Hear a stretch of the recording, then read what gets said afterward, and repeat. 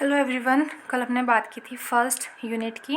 अब हम बात कर रहे हैं फर्स्ट चैप्टर की, जो है द लिविंग वर्ल्ड। तो ये कह रहा है how wonderful is the living world.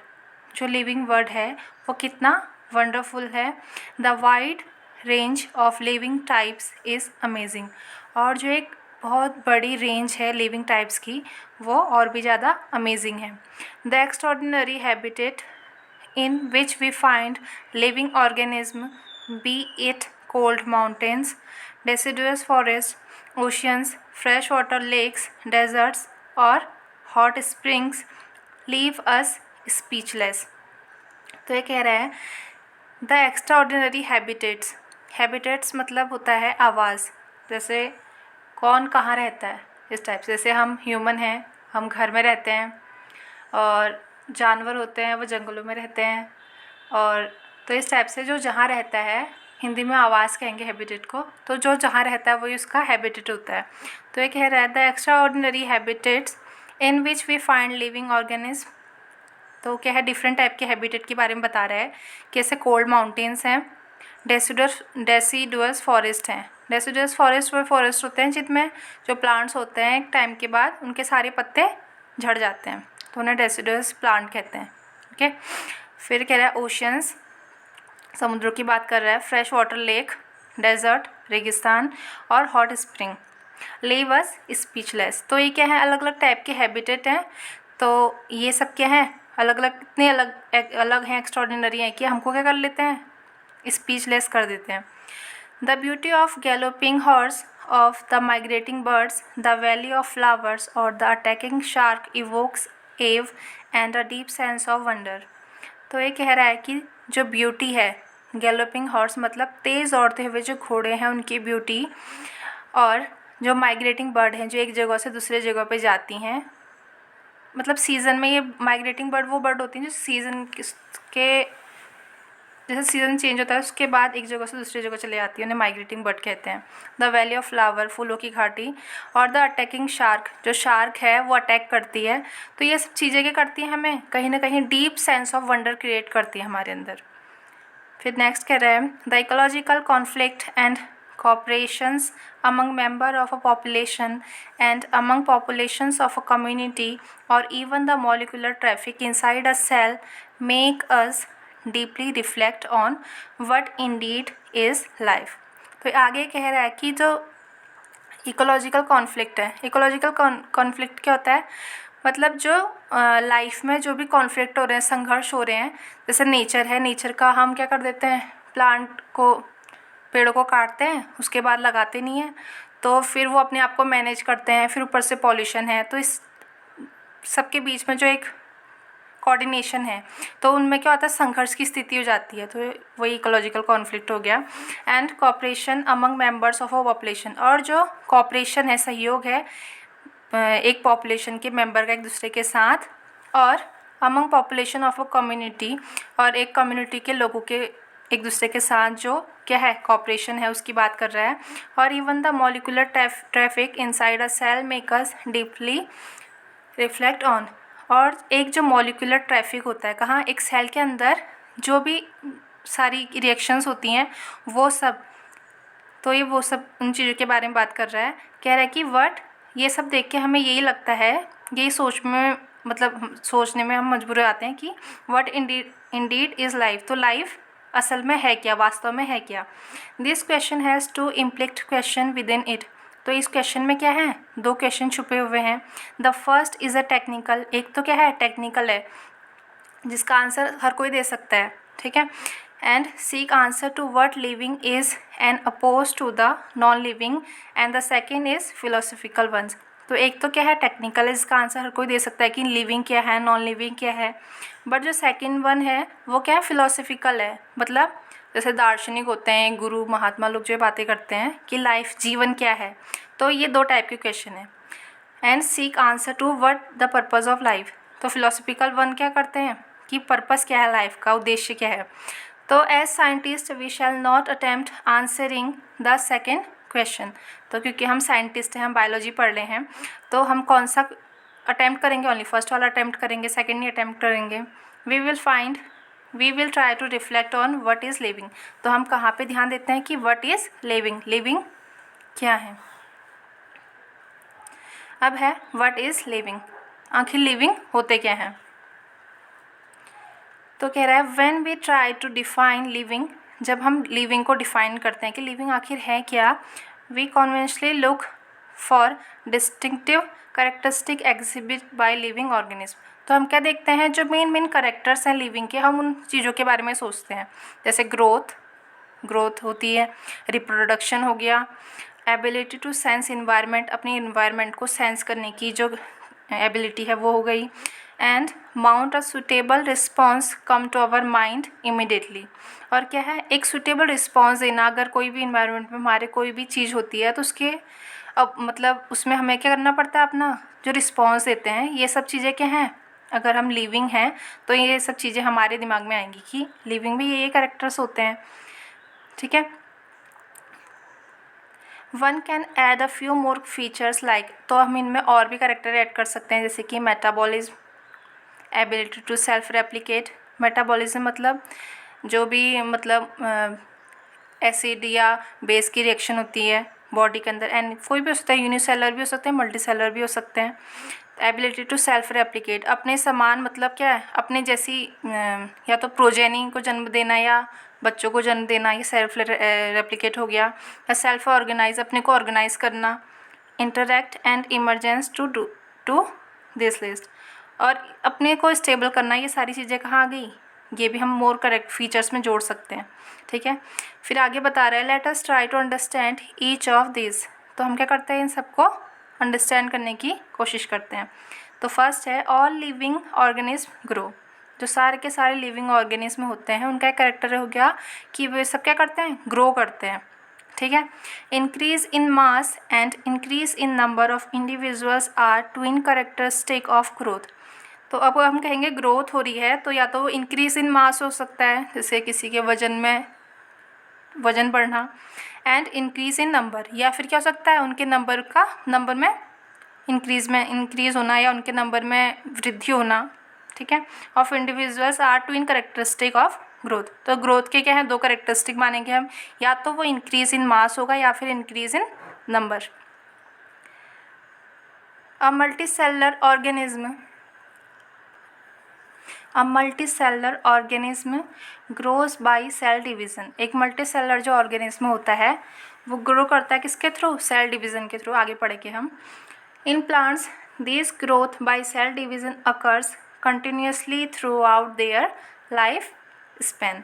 तो कह रहा है प्लांट्स में भी क्या होता है, this growth by cell division occur, उनमें भी क्या होती है, ग्रोथ सेल डिवीज़न के थ्रू ही होती है और कंटिन्यूसली होती है throughout their life span. पर ह्यूमन में क्या होगी, एनिमल में एक टाइम के बाद ग्रोथ रुक जाती है, बट प्लांट में क्या होता है कि वो लाइफ स्पेन, पूरे लाइफ स्पेन जब तक उनका जीवन होगा तब तक चलती रहेगी continuously. In animals this growth is seen only up to certain age. तो एनिमल्स में क्या होती है, जो ग्रोथ होती है वो एक एज तक होगी, सर्टेन एज तक होगी। जैसे ह्यूमन है, ह्यूमन में कब तक होगी, 18-19 तक होगी, या तो किसी में 18 तक होगी, किसी में 19 तक, बट एक एज के बाद क्या होगी, रुक जाएगी। However cell division occur in certain tissues to replace lost cell. पर क्या होता है, जो सेल डिवीज़न होता है जो पुरानी सेल है उनको रिप्लेस करने के लिए तो होता ही है, लॉस सेल को रिप्लेस करने के लिए।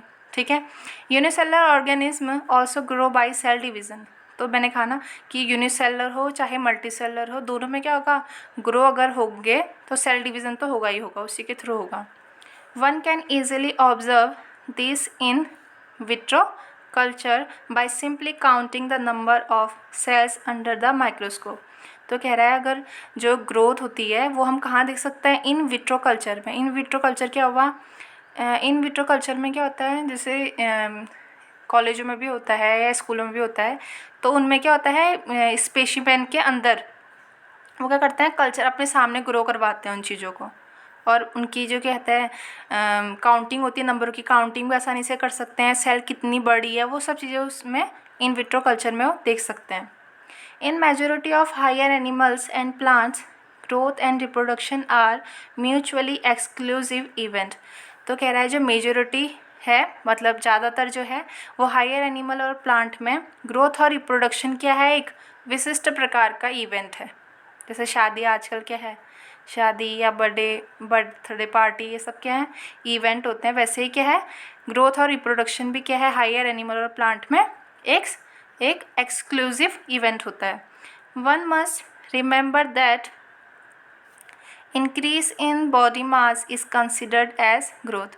जैसे हमने भी ऊपर पढ़ा था कि क्या होता है, ग्रोथ के दो तरह से हम कह सकते हैं ग्रोथ हो रही है, या तो नंबर इंक्रीज हो रहा है या फिर मास इंक्रीज हो रहा है। तो कह रहा है one must remember that increase in body mass is considered as growth. तो क्या हो रहा है यहाँ पे, बॉडी का मास इंक्रीज हो रहा है तो तब भी ग्रोथ हो रही है। तो ये कह रहा है non living object also grow if we take increase in body mass as a criteria for growth. अगर हम कह रहे हैं कि मास इंक्रीज हो रहा है तो तब भी ग्रोथ हो रही है, तो जो नॉन लिविंग है उनमें भी तो इंक्रीज होता है, मास, बॉडी मास इंक्रीज होता है। कैसे होता है, जैसे माउंटेन्स हैं, बोल्डर्स हैं and sand mounds do grow.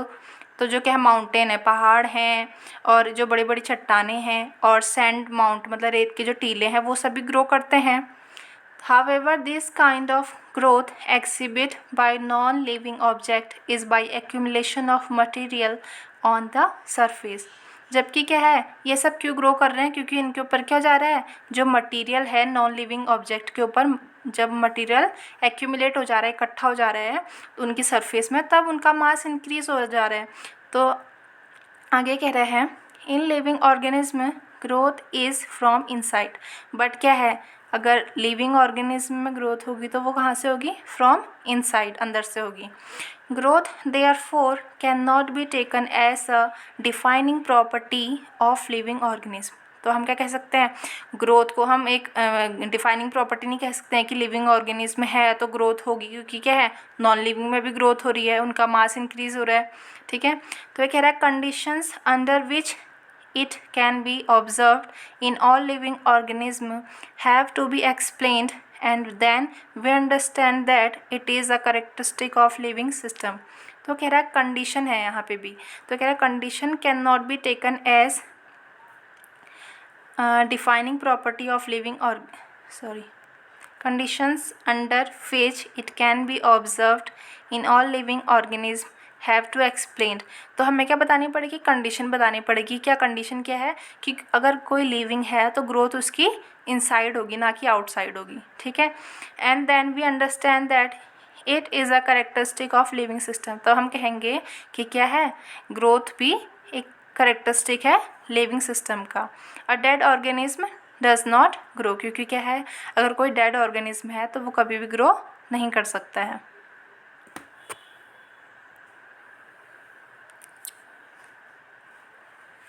अब है नेक्स्ट रिप्रोडक्शन।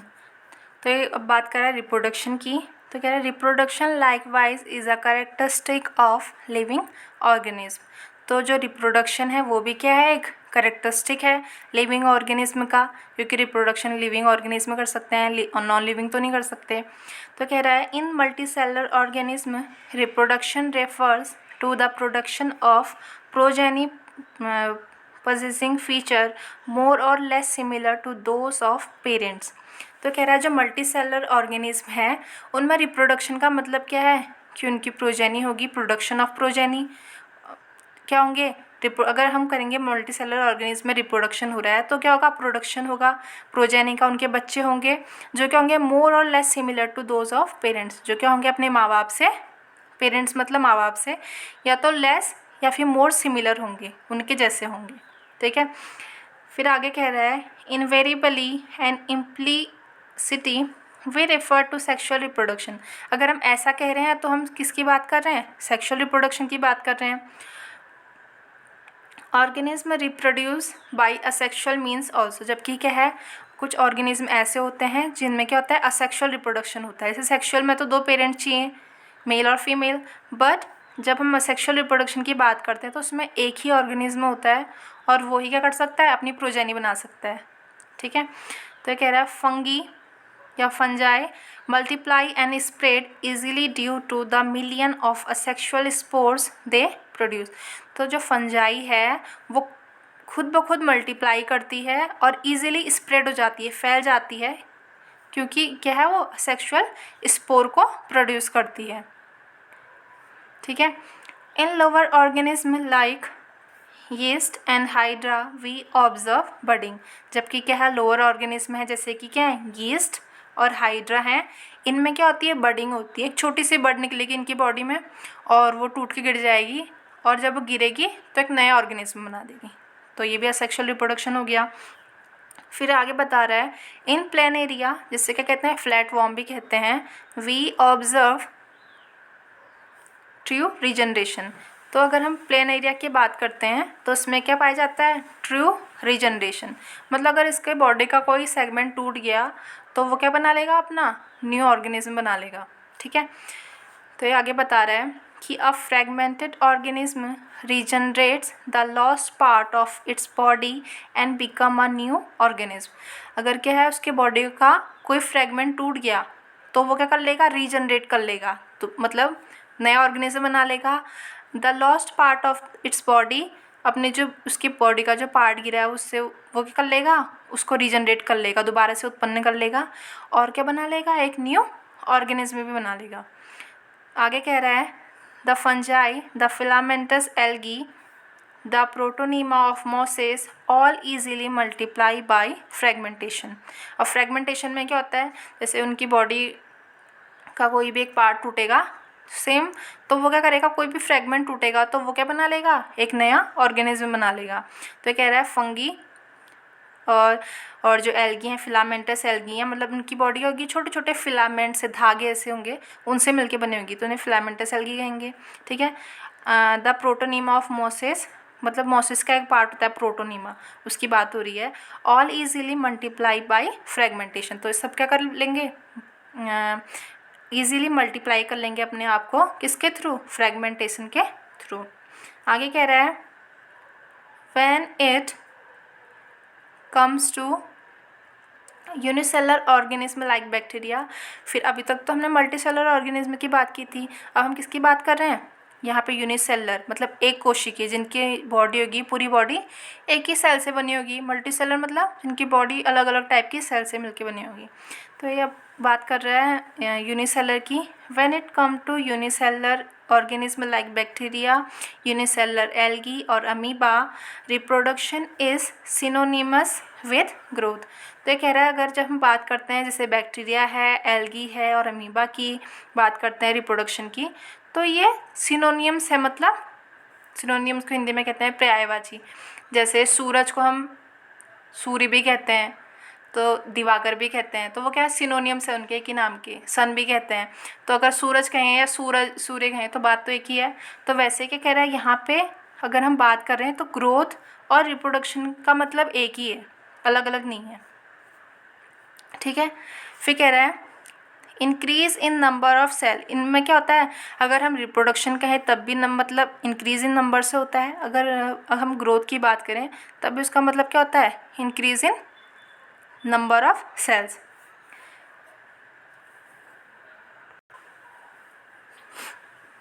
तो ये आगे कह रहा है we have already defined growth as equivalent to increase in cell number और मास। तो ये कह रहा है हमने पहले भी क्या पढ़ा था कि ग्रोथ क्या है इक्विवेलेंट है किस चीज़ के, कि क्या हो रहा है increase in number of cell और मास। ठीक है, या तो मास बढ़ेगा अगर ग्रोथ हो रही है या तो फिर नंबर बढ़ेगा।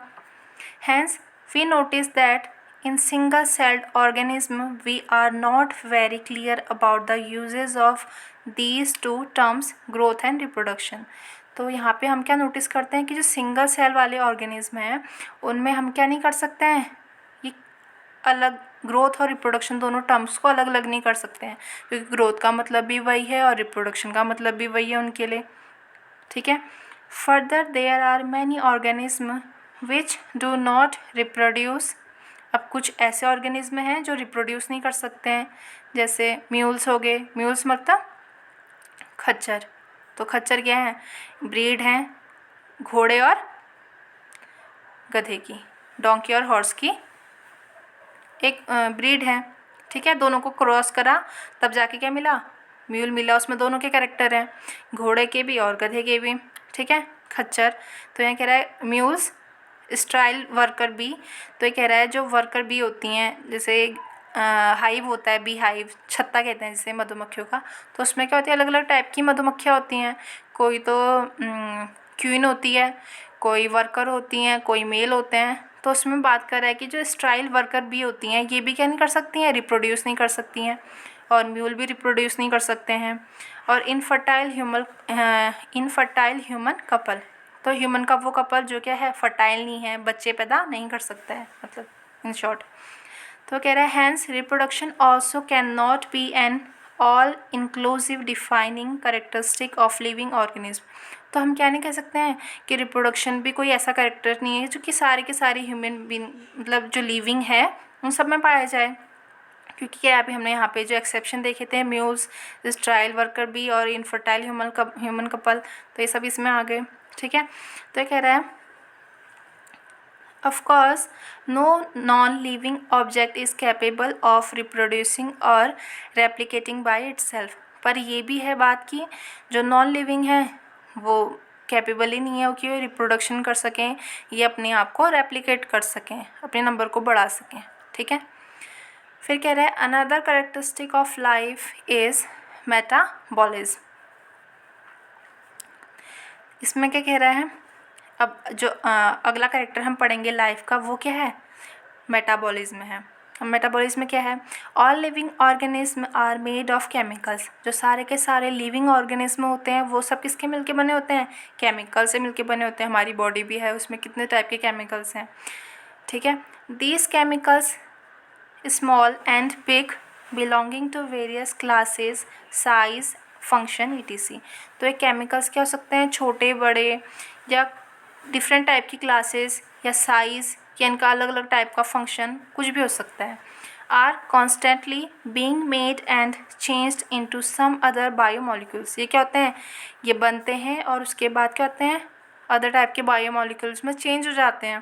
तो कह रहा है there are thousand of metabolic reaction occurring simultaneously inside all living organism.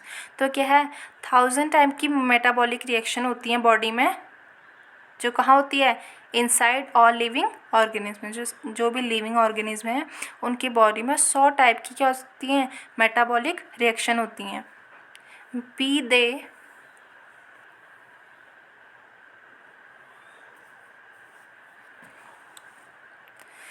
तो ये कह रहा है बी दे यूनिसेलर और मल्टीसेलर, वो मल्टीसेलर हो या यूनिसेलर हो सभी में क्या होंगी, अगर वो लिविंग है तो मेटाबॉलिक एक्टिविटीज़ होंगी, केमिकल रिएक्शंस होंगी। तो कह रहा है all plant animals fungi and microbes exhibit metabolism. तो कोई भी हो, प्लांट होगा या एनिमल होगा या फंजाई होगा या माइक्रो ऑर्गेनिज्म होंगे, उन सब में क्या होगा, मेटाबॉलिज्म होगा। The sum total of all the chemical reactions occurring in our body is metabolism। तो ये क्या कह रहा है, मेटाबॉलिज्म में क्या है, कह रहा है the sum of total of all chemical reaction. तो जो बॉडी में सारी की सारी केमिकल रिएक्शन हो रही हैं बॉडी में, वही सब क्या हैं, मेटाबॉलिज्म के अंदर आएंगी, ठीक है। No non living object exhibit metabolism. अब जो नॉन लिविंग है उनमें मेटाबॉलिज्म नहीं होगा, ठीक है। Metabolic reactions can be demonstrate outside the body in cell free system. पर क्या है, जो मेटाबॉलिक रिएक्शंस हैं उनको हम डिमॉन्स्ट्रेट कर सकते हैं, मतलब दिखा सकते हैं, कहाँ, outside the body in cell free system. हम उनको जैसे टेस्ट ट्यूब हैं उनमें भी रिएक्शन करके दिखा सकते हैं। तो ये कह रहा है कि हम मेटाबॉलिक जो रिएक्शन है उनको भी दिखा सकते हैं बॉडी के बाहर भी, सेल फ्री सिस्टम में। An isolated metabolic reactions outside the body of an organism performed in a test tube is neither living nor non living. तो अगर हम मेटाबॉलिक प्रोसेसेस अगर ह्यूमन बॉडी या एनिमल बॉडी या प्लांट बॉडी या living body के बाहर करेंगे तो ना तो हम इसे लिविंग कह पाएंगे और ना ही नॉन लिविंग कह पाएंगे। Hence while metabolism is a defining feature of all living organism without exception, isolated metabolic reaction in vitro are not living things but surely living reactions।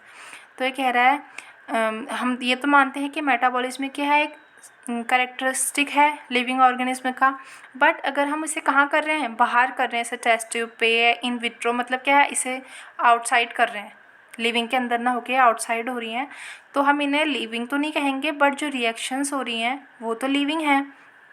तो इसलिए hence cellular organization of the body is the defining feature of life form. तो हम ये कह सकते हैं कि जो सेलुलर ऑर्गेनाइजेशन है, सेलुलर मतलब जो कोशिकाओं का संगठन है, ऑफ द बॉडी, तो जो कह रहा है कि hence cellular organization of the body is the defining feature of life form. तो हम कह सकते हैं कि जो ये बॉडी के अंदर जब ऐसी मेटाबॉलिक रिएक्शन होंगी तो सही है, हम इसे कह सकते हैं कि ये कैरेक्टरिस्टिक फीचर है किसका, लिविंग का या लाइफ फॉर्म्स का। ठीक है, अब इसके बाद ये कह रहा है Perhaps the most obvious and technically complicated feature of all living organisms is this ability to sense their surrounding or environment and respond to this environmental stimuli, which could be physical, chemical or biological. तो ये कह रहा है कि most obvious and technically complicated feature of all living organism is the ability to sense their surrounding.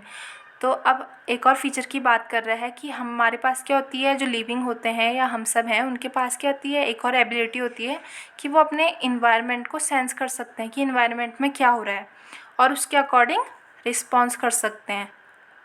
तो ये factor कौन से हो सकते हैं, फिजिकल भी हो सकते हैं, केमिकल भी हो सकते हैं और बायोलॉजिकल हो सकते हैं। We sense our environment through our sense organs. तो हम सेंस कैसे कर सकते हैं, हमारे पास सेंस ऑर्गन है 5, ठीक है, तो हम उनके थ्रू इन्वायरमेंट को सेंस कर सकते हैं। Plant respond to external factors like light, water, temperature, other organism. जो प्लांट हैं वो रिस्पॉन्ड कर सकते हैं क्योंकि प्लांट भी लिविंग है, तो वो भी किसके अकॉर्डिंग मतलब वो भी अपना अपना रिएक्शन तो दे ही सकते हैं। जैसे लाइट पड़ेगी उसके अकॉर्डिंग, वाटर फॉल होगा, बारिश होगी, टेम्परेचर होगा, या अदर ऑर्गेनिज्म, तो प्लांट भी क्या करेंगे, रिस्पॉन्ड करेंगे। और या पॉल्यूटेंट, कोई पॉल्यूटेंट होगा तो उसके बिहाफ में भी वो कुछ ना कुछ तो परफॉर्म करेंगे ही।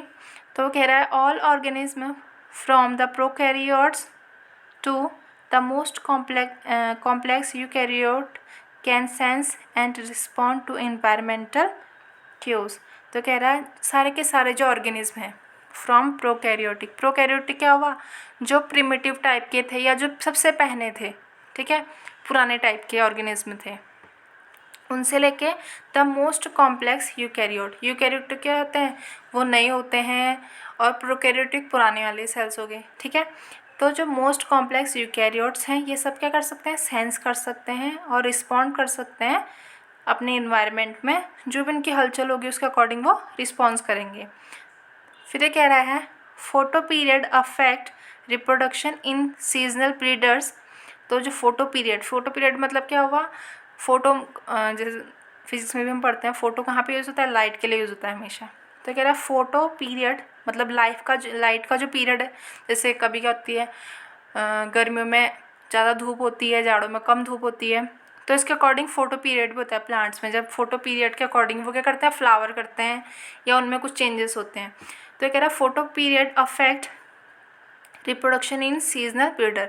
तो क्या है, जब कुछ ऐसे होते हैं ब्रीडर जो क्या करते हैं, उनका कोई सीज़न होता है, उसी में वो क्या करेंगे, रिप्रोडक्शन करते हैं। तो उनके लिए बोथ प्लांट एंड एनिमल, वो प्लांट भी हो सकते हैं और एनिमल भी हो सकते हैं, तो दोनों के लिए क्या है, फोटो पीरियड का भी अपना इफेक्ट होता है। All organism handle chemicals entering their bodies. और सारे के सारे ऑर्गेनिज्म अगर कोई केमिकल एंटर करेंगे तो उसके अकॉर्डिंग वो रिस्पॉन्ड करेंगे। All organism therefore are aware of their surrounding. तो क्या है, सारे के सारे ऑर्गेनिज्म हैं वो क्या है, अवेयर हैं ऑफ देयर सराउंडिंग्स, अपने सराउंडिंग के प्रति वो क्या है, अवेयर हैं। Human being is the only organism who is aware of himself. पर क्या है, ह्यूमन बीइंग ही ऐसा है जो क्या है, अपने लिए भी अवेयर है, अवेयर ऑफ हिमसेल्फ, जो अपने लिए भी अवेयर है, मतलब क्या है, उसको है सेल्फ कॉन्शियसनेस, उसको क्या है, अपने लिए भी मतलब जैसे प्लांट है, एनिमल है, उनसे अगर हम कंपेयर करेंगे तो ज़्यादा कॉन्शियस कौन होगा? ह्यूमन होगा। ठीक है, तो consciousness therefore become the defining property of living organism. तो हम क्या कह सकते हैं, जो कॉन्शियसनेस है यानी चेतना है, उससे भी हम क्या कह सकते हैं? Defining property of living organism. तो ये भी क्या है? एक डिफाइनिंग प्रॉपर्टी होगी लिविंग ऑर्गेनिज्म की। ठीक है, ओके, इससे आगे हम कल नेक्स्ट वीडियो में पढ़ेंगे। ओके।